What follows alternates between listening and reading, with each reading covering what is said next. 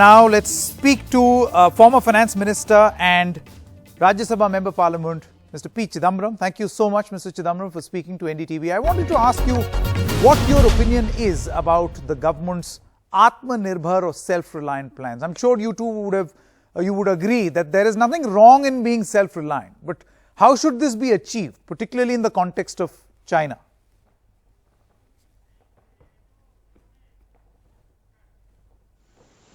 Who's against self-reliance? No one is against self-reliance. Earlier we used to call it self-sufficiency. But is it a code word for hiding something? Is it a code word for autarky?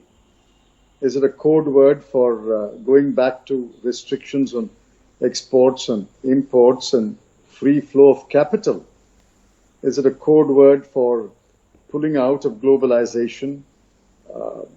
I think all that is hidden behind the phrase self-reliance. We're going back to the 1980s, which was a disastrous policy. So as long as self-reliance is consistent with an open and competitive and liberal and global economy, we support self-reliance. Now, Mr. Chidambaram, are you trying to then suggest that the world view is missing when the government uses the phrase self-reliance? Absolutely. Where is the doubt? Look at what they are doing. They are introducing non-tariff restrictions. They are adding clauses like any country which shares a geographic border with India would have to go to prior permission.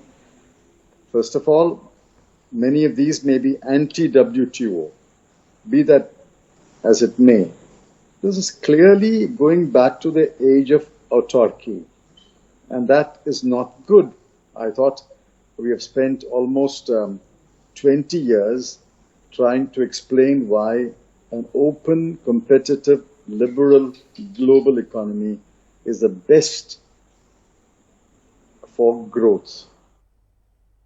Now, Mr. Chidambaram, the world over, there is a sentiment to practice, many people are calling it economic distancing from China. In India too, there's a clamor for boycotting these Chinese goods.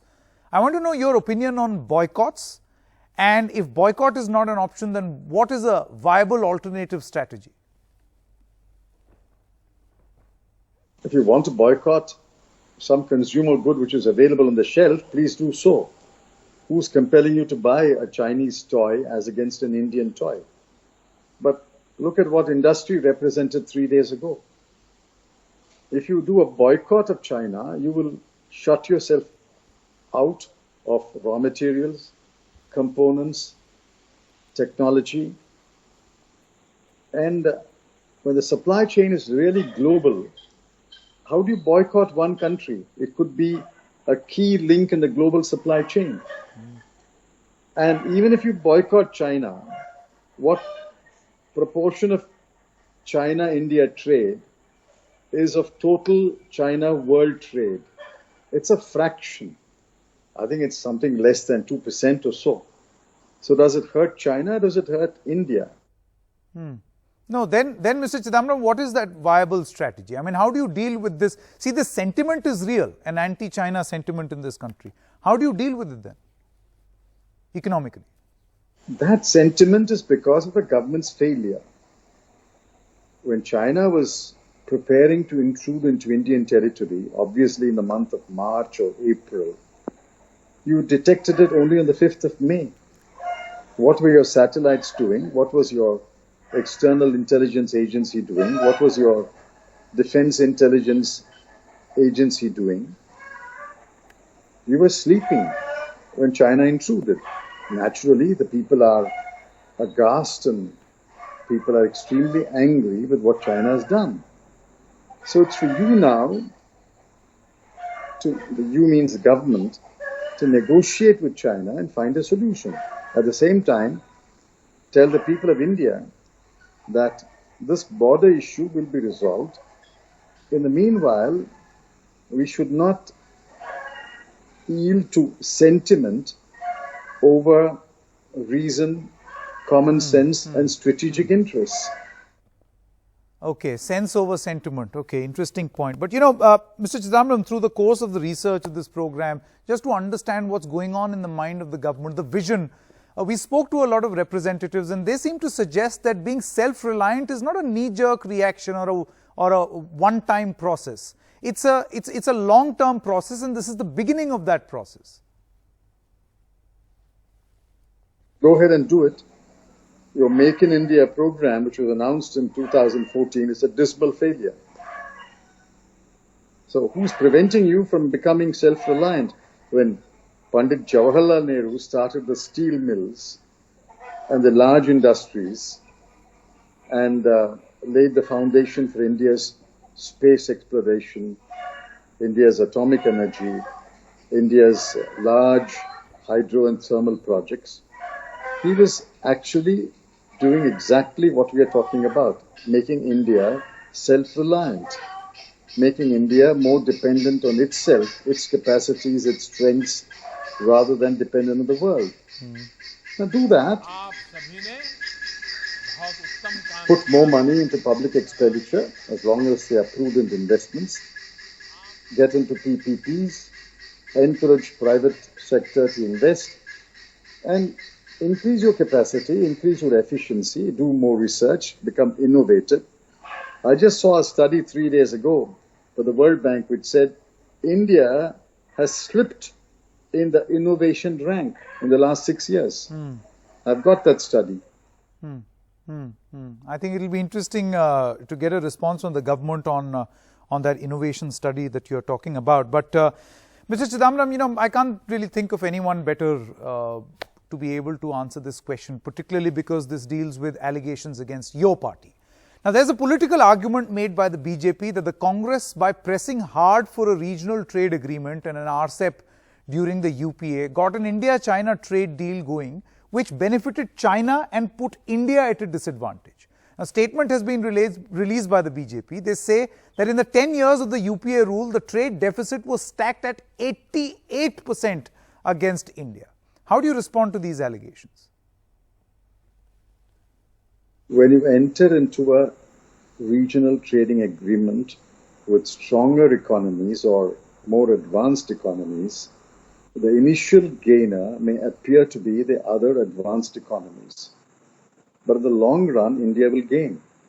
During the same 10 years, has not India's share of world trade increased?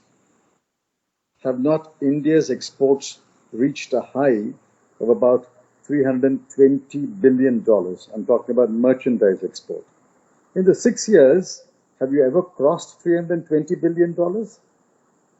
So initially, it may appear that the advanced economies will gain. But in the long run, it is the developing countries that will gain if it enters into trade agreements with stronger economies. Have we not gained by our trade agreements with ASEAN? Why are we after ASEAN Plus? And why did the Prime Minister say not merely look east but act east? These are knee-jerk arguments which without reflection. In the long run, our agreements with Europe, our agreements with the US, our agreements with Asia have benefited and will benefit India.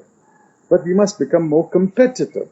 It's only by competing. It's like a tennis player playing with stronger players. If you play with stronger players, your game will improve. It's only when you compete and trade with stronger economies, your economy will become stronger. Now, Mr. Chidambaram, so are you trying to say that now if we change the treaties, if we change these policies now, we stand to lose as a country? Of course. You will stand to lose. If you pull out of RCEP, what makes you think you won't pull out of ASEAN and ASEAN Plus tomorrow? What makes you think you won't pull out of bilateral agreements that you have with European countries? I mean, this argument is wrong, that India must only trade with weaker economies and not stronger economies. China is indeed stronger. China's GDP is 5 times India's GDP. China's technology is superior to India's, especially in robotics, electronics, artificial intelligence. So in the initial stages, you may appear to be a loser, but only when you trade with them, do business with them, compete with them, your own technology, your own institutions, your own private and public sector, which are engaged in these activities, will become stronger. As I said, the best example is a weaker tennis player playing tennis with a stronger player. Why do we say Indian sportsmen must go abroad and compete? What's the point of competing with your peers in India?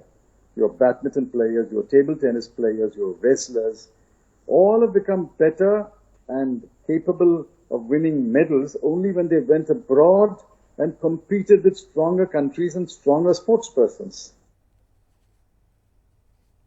Okay, Mr. Chidambaram, my final question. You talked about sports, but there's one competition or one tournament where there is intense competition at home only, then that's domestic politics. I mean, there is an allegation, and you're a part of that, you're a member of that foundation, part of the board. The Rajiv Gandhi Foundation, there are allegations by the BJP of a quid pro quo, which means you've received funds from the Chinese embassy to recommend pro-China policies. I want your response, sir. I certainly don't want to answer such frivolous allegations of the BJP. I think the party spokespersons yesterday have answered. Anyone with elementary common sense will know the think tanks all over the world, in India included, function on the basis of grants, endowments, etc. And they do work. And as long as the foundation was compliant with FCRA, had submitted audited accounts, had submitted the result of its work to the donors, and the government accepted it, that's the end of the matter. By the way, if we had not received that grant, would China not have intruded into India in April and May? I can even ask a more frivolous question. Suppose RGF returns the grant, will the Prime Minister assure us that China will be withdrawn from Galwan Valley and hot springs in Pangong Lake? What kind of a silly debate is this? Is it diversionary? We have raised important questions on the India-China border issue, and the Prime Minister is obliged to answer those questions. Thank you very much, Mr. P Chidambaram. I'm going to ask representatives of the BJP to answer that question, that what if RGF withdraws or returns the donation from China, then can the government ensure that there will be no incursion from the Chinese? What is going to be the response of the government? The point is, at the end of this show, we want to repeat again from where we began. There is a conversation in frivolity, and then there is a real opportunity which perhaps our political class is missing as of this moment, of standing together. This is a phenomenal year, 2020, which has seen a 2020 of tragedies.